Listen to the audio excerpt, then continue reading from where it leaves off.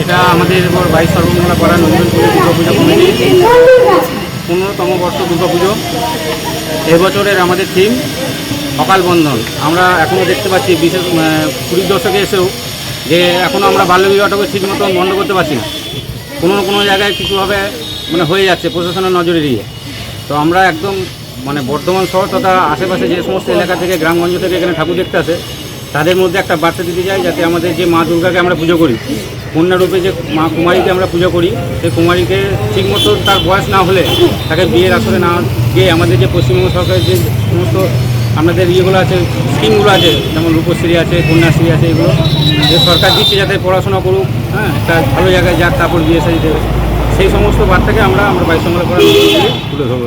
এই অকাল বদনটা চিন্তা ভাবনা কেন হলো? অকাল বদন থিমে অকাল বোধন হয় যেমন মা দুর্গার পুজো, অকাল বন্ধন এক বিয়ে, যাতে আমরা অকালে বিয়েটাকে আটকাতে পারি।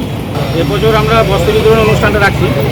আর বার্তা বলতে গিয়ে আমরা একটা নিউজ সবারই মধ্যে আমরা ছড়িয়ে দিতে যাই, আমাদের সমস্ত পুজো কমিটিগুলোকে বলবো যে আপনাদের এলাকায় আশেপাশে এমনি বাল্যবিবাহ যাতে না হয়, একটা নাম্বার আপনারা রাখবেন, এই নাম্বারটা সবার মধ্যে থাকবে।